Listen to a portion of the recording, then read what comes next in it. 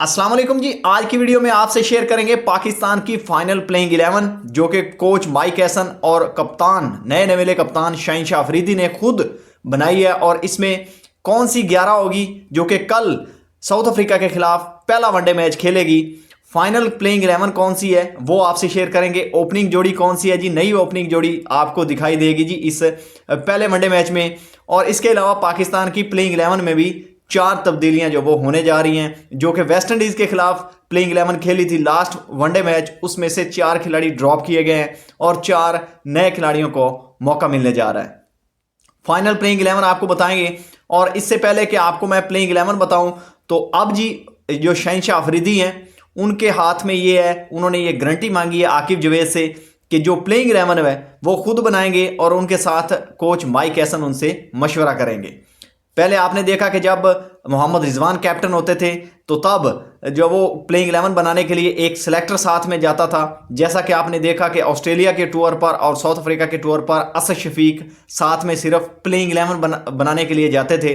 तो ये इतने इख्तियार थे जी मोहम्मद रिजवान के, और उनको कप्तानी से हटाने के पीछे भी यही वजूहत थी कि उनके हाथ में जो इख्तियार दिए गए थे वो बहुत महदूद थे। तो इसीलिए बीच में वो शिकायत भी करते थे। जब न्यूजीलैंड के टूर पर पाकिस्तान सीरीज़ आ रहा, फिर वेस्ट इंडीज़ के टूर पर, तो लास्ट जो सीरीज़ पाकिस्तान ओडीआई की आ रहा है उसमें भी उन्होंने शिकायत की है कि बहुत सी चीज़ें हैं जो मेरे हाथ में नहीं हैं और मुझे जो है वो खुलकर फैसले करने की जो है वो इजाज़त नहीं है। इसी वजह से उन्होंने जब कप्तानी से बगैर पूछे उनको हटाया गया तो उन्होंने ये डिमांड भी की है कि आप मुझे वजह बताएं। सेंट्रल कॉन्ट्रैक्ट पर जो वो साइन इसीलिए नहीं किए कि आप मुझे वजह बताएं। पीसीबी से उन्होंने कहा है कि मुझे कप्तानी से क्यों हटाया गया है, यानी कि जैसे एक फिक्रा बहुत वायरल है कि मुझे क्यों निकाला। तो जो मोहम्मद रिजवान है जी पाकिस्तान के साबिक कप्तान ओडीआई के, उन्होंने भी कहा कि मुझे क्यों निकाला, उसके पीछे क्या वजह है, क्यों निकाला गया है। तो असल में जो राशिद लतीफ़ हैं उन्होंने उसकी वजह बताई है कि उनको क्यों निकाला गया है। पाकिस्तान के साबिक कप्तान भी हैं, विकेट कीपर बैट्समैन है साबिक। उन्होंने कहा है कि जो मोहम्मद रिजवान को कप्तानी से हटाने की जो सबसे बड़ी वजह है उनकी परफॉर्मेंस नहीं है और कोई भी वजह नहीं है। सबसे बड़ी प्रॉब्लम है उनको हैंडल करना, क्योंकि जो सैरोगेट कंपनियां हैं यानी कि जो जुए की कंपनियां, सीधा सीधा मैं अगर आपको बताऊं तो उन्होंने 2020 के बाद मोहम्मद रिजवान से जो मुल्तान सुल्तान के मामला चले वहाँ पर उन्होंने जो वो कैप्टन उनको बनाया 2022-23 में। तो उन्होंने जी यहाँ पर शर्ट के ऊपर आपको पता है कि लोगोज लगे होते हैं बहुत सी कंपनियों के। तो एक जुए की कंपनी थी, उन्होंने लोगो लगाने के लिए कहा था तो उन्होंने मना कर दिया और इसकी वजह से फिर आगे चलकर जो पाकिस्तान की कप्तानी जब उनको मिली तो वहाँ पर भी जुए की कंपनियों ने उन्होंने अप्रोच किया और वहाँ पर भी उनसे यही चीज़ें जो वो डिस्कस की गई। तो अब जी जो आपको पता है कि पूरी PSL है वो तहलील कर दी गई है, सारी जो ऑनरशिप है वो वापस हो चुकी है। अब नई तरीके से जो है वो 8 टीमें होंगी PSL में। और ये जो कंपनियां हैं उन्होंने पहले डिमांड की है कि हम अब ऐसा नहीं होने देंगे, हम स्पॉन्सरशिप तब देंगे जब आपके प्लेयर फुली इन चीज़ों को एक्सेप्ट करेंगे और हमारी जो है वो स्पॉन्सरशिप को वो ओन करेंगे, तो फिर हम आपको जो है वो स्पॉन्सर देंगे, पैसे देंगे। ये जुए की कंपनियों ने PCB के साथ ये चीज़ें जो वो की हैं, ये राशिद लतीफ़ का कहना है। तो इस वजह से अब मोहम्मद रिजवान को रास्ते से हटा दिया गया है, क्योंकि वो कैप्टन थे, वो खुद भी नहीं करते थे और साथ में प्लेयरों को भी कहते थे कि ये चीज़ें जो वो हमारे मज़हब में हराम है, तो इसलिए हम जुए की कंपनियों के लोगोज नहीं लगाएंगे। तो ये जी बड़ी वजह है राशिद लतीफ़ के मुताबिक कि जो मोहम्मद रिजवान है उनको कप्तानी से इसलिए हटाया गया। अब जी मैच पर आते हैं और पाकिस्तान की प्लेइंग 11 आपको बता देते हैं। तो जी सबसे पहले जो न्यू ओपनिंग जोड़ी आपको दिखेगी वो फ़खर जमान के साथ साइम अयूब होंगे।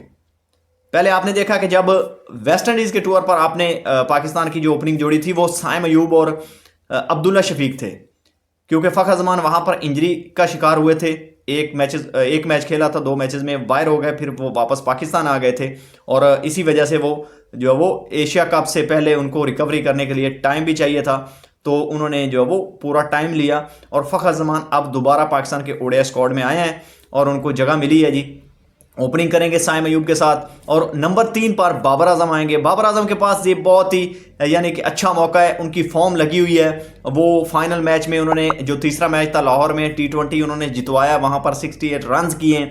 अब उनके पास एक बहुत ही अच्छा मौका है कि वो अपनी ओडीआई में यानी कि ड्रीम स्टार्ट कर सकते हैं। और सेंचुरी लगाने का 3 मैचेस हैं, एक ही ग्राउंड है, एक जैसी पिचेस होंगी, होम क्राउड होगा, सब कुछ जो है वो उनके फेवर में है, फॉर्म लगी हुई है और उनका मोराल जो है वो बहुत हाई है। तो बाबर आजम यहां पर सेंचुरी लगाकर बड़े लंबे अरसे बाद जो है वो अपने आप को मनवा सकते हैं और बैक कर यानी कि वो सेंचुरियों की लाइन में आ सकते हैं जैसे वो पहले सेंचुरियां लगाते थे। तो ये जी बाबर आजम के पास बहुत बड़ा मौका है, बाबर आजम के पास ये गोल्डन मौका है कि नंबर 3 पर आकर वो जो है वो अब सेंचुरी लगाने के अब यानी कि कगार पर ही हैं, क्योंकि 68 उन्होंने T20 में कर लिए हैं और ओडीआई में ज़्यादा ओवर होते हैं, ज़्यादा टाइम होता है और उनके ये फेवर का फॉर्मेट भी है। ओडीआई में आपको पता है कि बड़े लंबे अरसे तक वो नंबर 1 बैट्समैन भी रहे हैं, अभी तक भी नंबर 4 पर हैं ओडीआई की रैंकिंग में, तो इसीलिए बाबर आजम जो है वो उन पर नजरें रहेंगी। नंबर 4 पर जी पाकिस्तान के साबिक विकेट कीपर बैट्समैन और कैप्टन ओडीआई के साबिक मोहम्मद रिजवान, क्योंकि अब साबिक हो गए हैं तो शहनशाह अफरीदी कैप्टन है, तो इसलिए नंबर 4 पर वो आएंगे। नंबर 5 पर आगा सलमान, जिनका ओडीआई का रिकॉर्ड ज़बरदस्त है, हालांकि टी20 के कैप्टन है, वो डिज़र्व नहीं करते T20 की जो उनकी फॉर्म अभी चल रही है, तो लेकिन नंबर 5 पर वो आएंगे। नंबर 6 पर जी ये एक जगह जो वो बहुत क्रिटिकल है, क्योंकि यहाँ पर 2 खिलाड़ी हैं, यहाँ पर अक्सर आपको पता है कि प्लेयर्स चेंज होते रहते हैं। यहाँ पर पाकिस्तान के ओडीआई में पहले इफ्तिखार में अहमद भी आए हैं, शादाब खान भी आए हैं, इसके अलावा जो वो और भी कई क्रिकेटर्स हैं जिनको नंबर 6-7 पर जो वो रिटेट किया गया, लेकिन वो फिर ड्रॉप हो जाते हैं, तो ये पोजीशन बहुत क्रिटिकल है। अब हुसैन तलत जो है वो पाकिस्तान की इस पोजीशन पर आएंगे नंबर 6 पर। नंबर 7 पर मोहम्मद नवाज़ आएंगे। मोहम्मद नवाज़ ने जब से कम बैक किया है वो सुप्रीम फॉर्म में चल रहे हैं, T20 में भी ओडीआई में भी उन्होंने अच्छा किया था, तो इसलिए अब उनको नंबर 7 पर भेजा जाएगा। नंबर 8 पर जी फ़हीम अशरफ, उनकी बॉलिंग फॉर्म बहुत अच्छी है और इसीलिए एक यानी तो बॉलिंग ऑलराउंडर जो वो उसके तौर पर पाकिस्तान की इस प्लेइंग 11 में वो शामिल हैं। नंबर 8 पर वो आएंगे और नंबर 9 पर जी कैप्टन पाकिस्तान के नए नवेले कैप्टन शहनशाह अफरीदी वो आएंगे जी। और नंबर 10 पर अबरार अहमद है।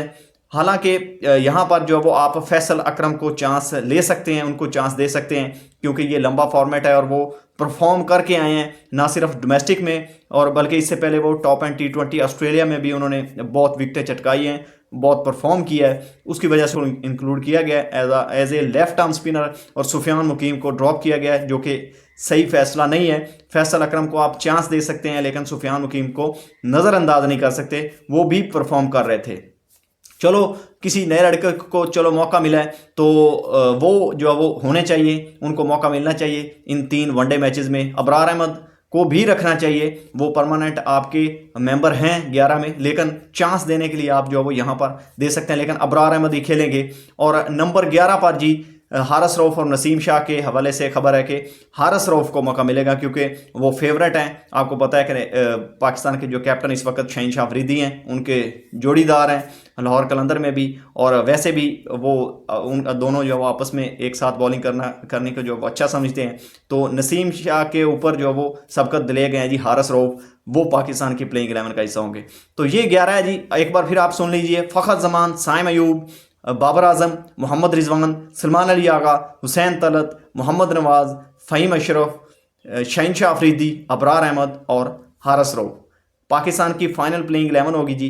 कल ये वनडे मैच 3 बजे पाकिस्तानी वक्त के मुताबिक इकबाल स्टेडियम फैसलाबाद में खेला जाएगा, और ये मैच आप ए स्पोर्ट्स पर भी देख सकते हैं, तमाशा ऐप पर भी, और इसके अलावा जो है वो एक्सेट्रा जो भी आपको पता है कि बहुत सी सोशल मीडिया साइट्स होती हैं, वो फेसबुक पर आपको दिखाती रहती है मैचेस, तो आप जो है वो इजीली ऑनलाइन भी देख सकते हैं।